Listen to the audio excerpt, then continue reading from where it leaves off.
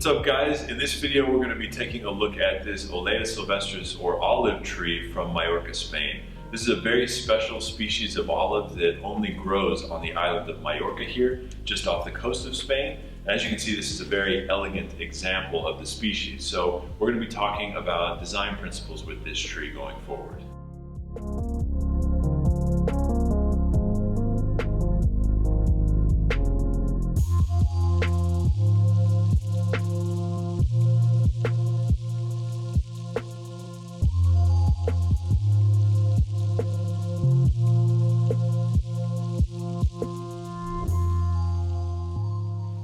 So as you can see, there's a lot of really interesting characteristics on this tree. Some beautiful features right through the center here include the natural deadwood, the natural bark as well. So with Olea sylvestris like this, you don't really get this button look to the live wood until the tree is at least 100 years old. So this tree is well over 100 at this point.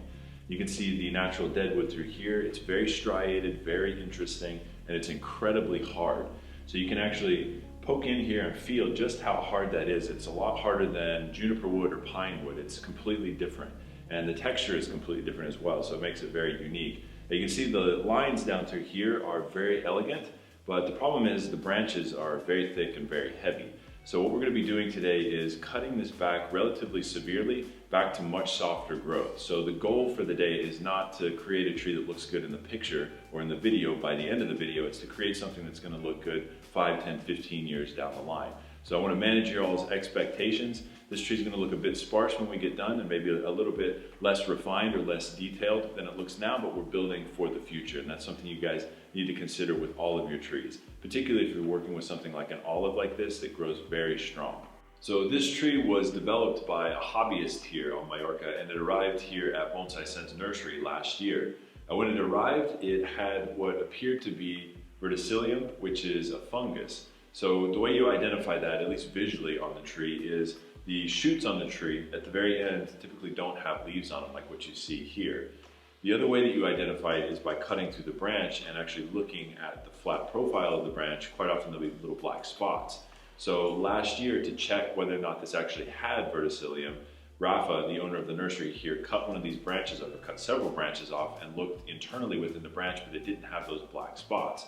So instead of verticillium, what we think it is, instead of a fungus problem, what we think it is actually a root problem and maybe a micro element deficiency within the tree. So as you can see, the tree is quite large, but the pot is quite small, and it's completely filled with roots. So we think that that might be an issue as well. So eventually we're going to be repotting this tree into a little bit larger pot for the health of the tree. We're going to be treating it with various micro elements. Obviously we'll be using your standard fertilizer with balanced NPK, but we're also going to be applying additional micro elements to the tree to try to pump the tree back up and eliminate this look to the end of the branches. Well, we're going to start here with the bottom section of the tree first, and then we'll take a look at the top section later. So to begin with down here, there's a lot of elegant movement down through this area, but we have some very heavy branches down here at the base. Now the weight of these branches down here, it makes this elegant movement almost look like an elbow. It's almost like a right angle here. So what we're thinking about doing is eliminating these lower branches down here in favor of utilizing this branch a little bit higher as our main directional branch to the tree. So if we spin the tree around here a little bit, you can see that this branch right here, it emanates from the back side of the tree, but it comes down right around the front, and it's got nice, soft, elegant movement to it, which is a good continuation of the movement from the main portion of the trunk. Now, the only issue is when we remove these lower branches down here, the live vein that's existing down the side here that's feeding these lower branches, we're also going to have to remove that. So we are going to lose a little bit of that live vein there, but I think in doing that, it's going to draw your eye more to the interesting deadwood in this area. So we're losing one feature in favor of another feature. Now, if we come a little bit further back up in the tree here, this branch right here, where it's situated, it's in a very good location. It draws your eye back up in towards the upper portion of the tree instead of pulling you down towards the bottom. So it does help sort of create a picture frame around this area and draw your eye to that. But the problem is, it's also a very, very heavy branch. Now it looks good right now, but in 2, 3, 4 years, it's just gonna get thicker and thicker and thicker, and we're gonna eventually have to cut it back anyway. So what we're gonna do today is eliminate this branch in favor of much softer growth that over the course of the next 2 to 5 years will fill in and be just as full as this, but much softer and much more elegant because we're going to manage that growth. Now on the back side here, you can see this branch right here. It's almost like a secondary apex on the lower half of the tree here. This is a little bit too heavy to work with as well. So we're going to be reducing this in favor of much softer, much smaller growth a little bit further back. But we're still going to keep a sort of apex type look right here. So we again draw your eye to this interesting area here. So once again, keep in mind we are going to be cutting off a lot of heavy branches on this tree. So it's going to look very sparse in certain areas when we get done with this demonstration. But again, we're thinking 2, 5, 10, 15, 20 years out with the design of this tree. So keep that in mind, particularly when you're working with deciduous material like this or broadleaf evergreen material like this. You want to make sure that you're really focusing on the structure of the branches and creating a nice well-ramified branch pattern.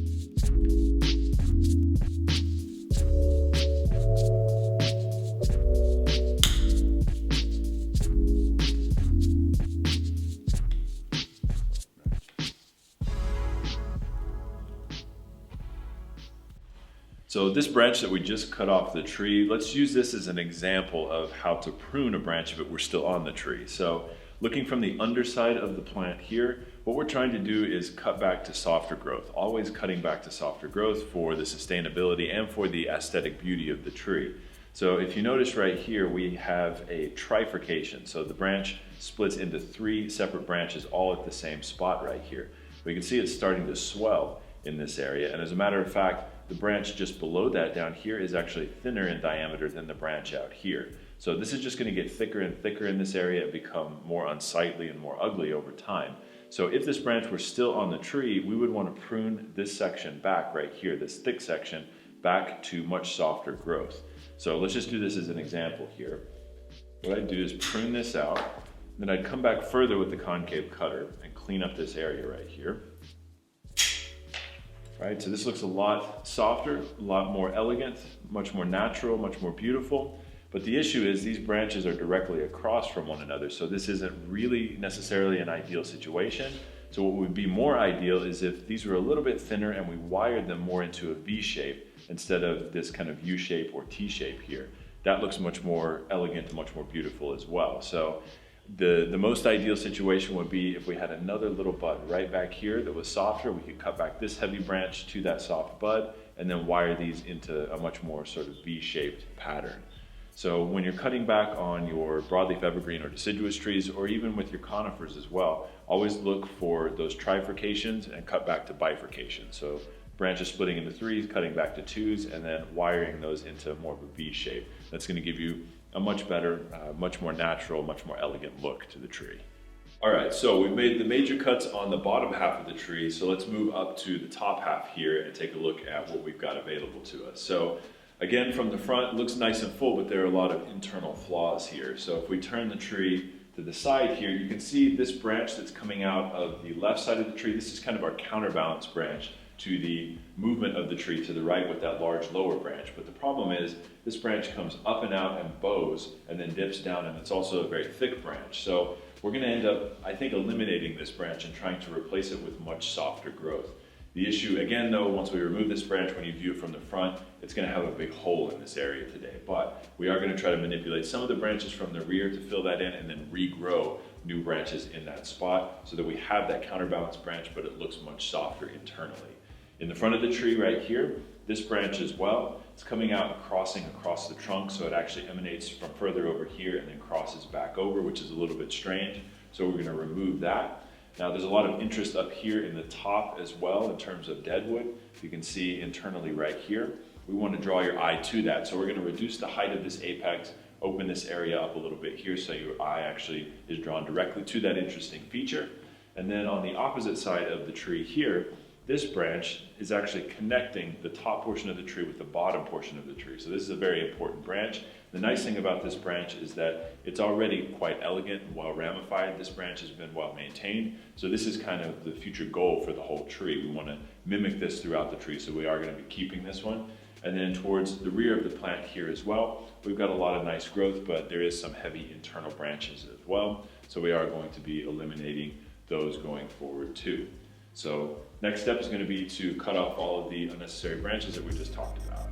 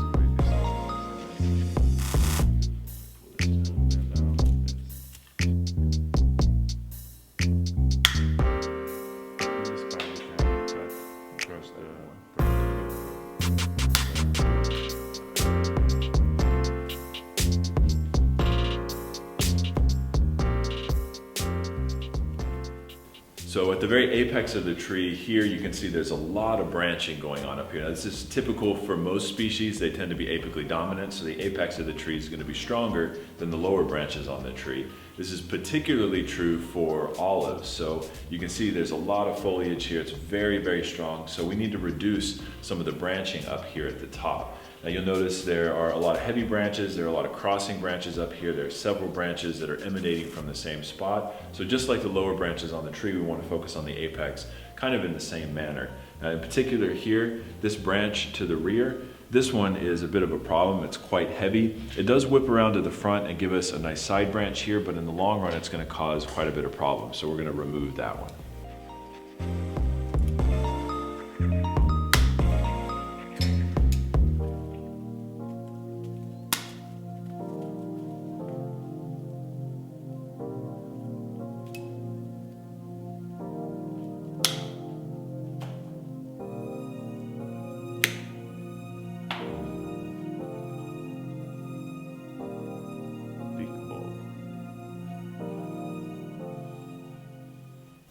So now that we've made all of the major cuts, removing the larger branches, the next step is to go through and look at the finer ramification on the tree.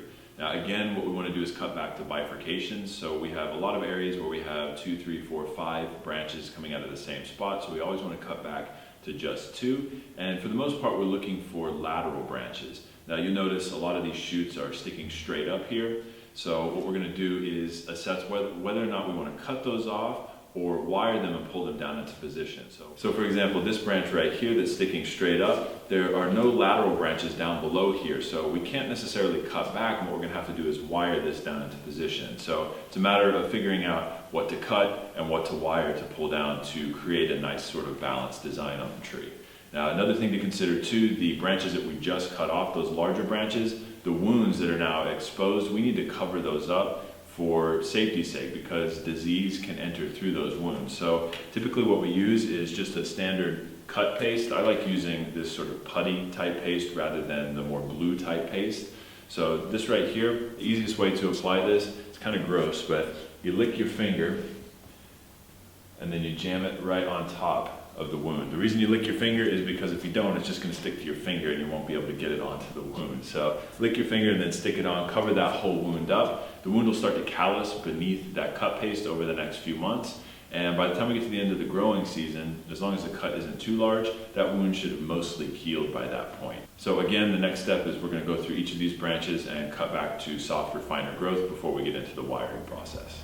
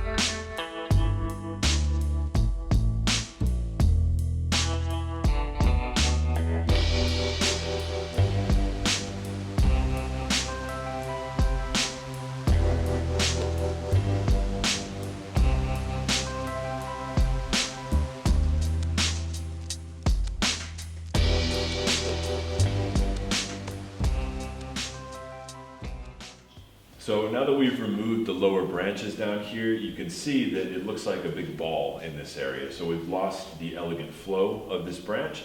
So what we're going to do to remedy that, like I mentioned in the beginning of the video, is remove the live vein down here because it's not feeding anything anymore. So we're going to use this flat cut tool right here, the trunk splitter, to start breaking away this tissue in this area to make it a bit smaller here and continue that nice tapered line all the way to the end of the gin down here. Okay, so now that we've removed all of the heavy branches, we've cut back all of the smaller branches, the next step is to wire the tree.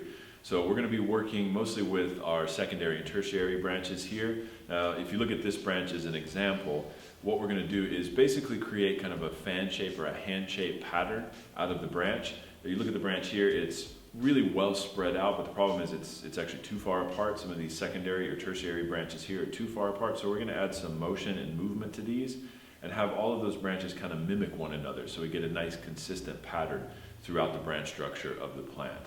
So we're going to apply this wire to basically everything that we have on the tree and set that structure.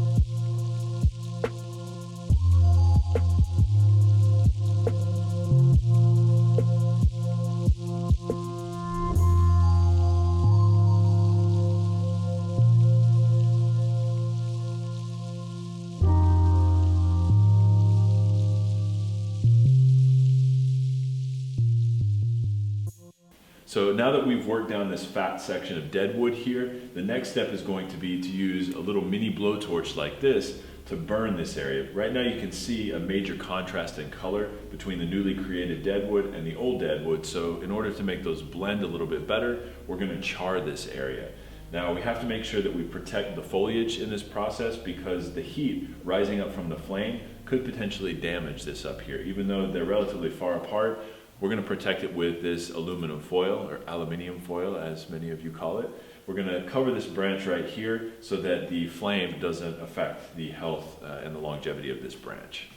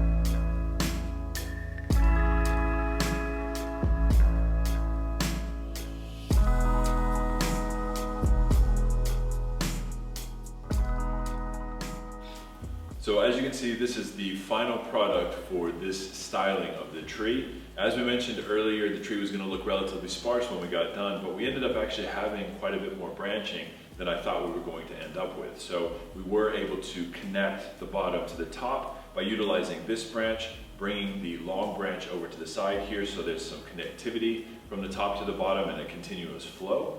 What we also did is just create a very basic branch structure internally within the branches. So again, fanning everything out like a hand or a fan shape so that we can get plenty of light and air to the interior of the tree, producing back budding and further soft ramification on the plant. Down here at the very base of the tree, the initial work that was done on this by the previous owner of the tree was a little bit rough, so it was difficult to build a really nice structure down here at the base as compared to the top of the tree. So it looks a little bit maybe mismatched from the bottom to the top, but over time as we start to develop this here, it's going to start to blend in quite nicely with the top. Now one more thing I want to mention here, these pads may look very, very flat to you. We actually did that on purpose. We overwired and overplaced the branches in a very flat manner because these trees grow so quickly that this wire is going to come off of here within the next 2 months.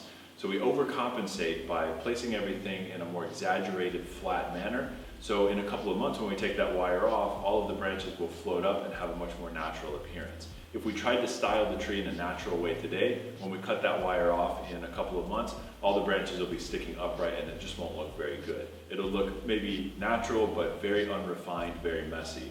We're going for natural yet refined. So this is the initial step in that process, and going forward I think this tree has a great future, so we'll update you guys on the future of this tree at some point.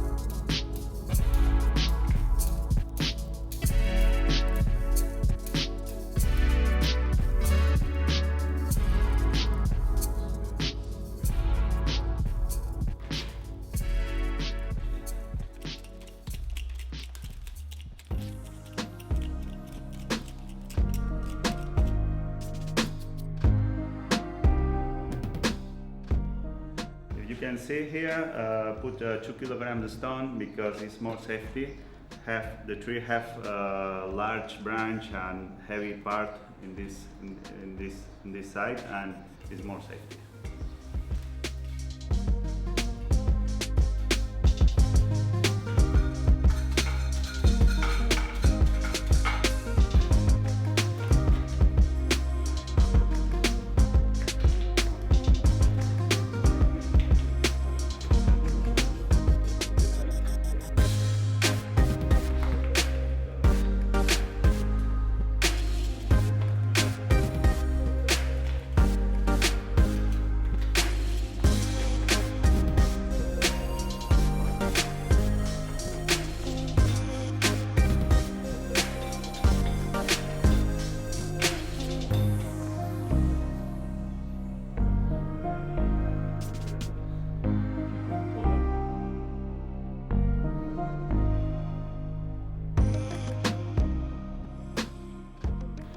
So this is the olive after we finish styling and repotting the tree. So the next step going forward is going to be to fertilize the tree, but we're going to be using a very light fertilizer because in this environment here on Majorca, if we use a heavy fertilizer, the branches get very thick very fast. And our goal is to create a very soft, delicate ramification. So we're going to be using a mild fertilizer, probably somewhere in the range of a 3.5, 3.5, 3.5, somewhere right around there, or maybe a 5.55, but a very simple mild fertilizer. We're also going to be pinching back the new growth as it elongates to create nice ramification on the tree. And within a couple of months, we're going to be taking this wire off because it will start to bite in the Majorcan climate here. These grow very quickly here, so we have to keep an eye on them almost every day. Now going forward in terms of the design, we're looking to build some more ramification and branching over on this side to counterbalance all of the lean of the tree over here. So these branches will be much bigger. Same thing in this area here, we want some connectivity between the bottom and the top. So we're going to be allowing these branches to elongate a little bit further over in this area, and then down here on our lower trunk, we're going to be building sort of a secondary apex here. So this is going to be much fuller with much more foliage to the front and also much more foliage down below. So the key with this is going to be to create balance between the top and the bottom. So by the end of this growing season, we should have accomplished most of those goals in terms of balancing the tree and creating nice ramification. Thank you guys so much for checking out this tree. We'll be posting updates about this tree in the near future as well, so definitely check back. Take care.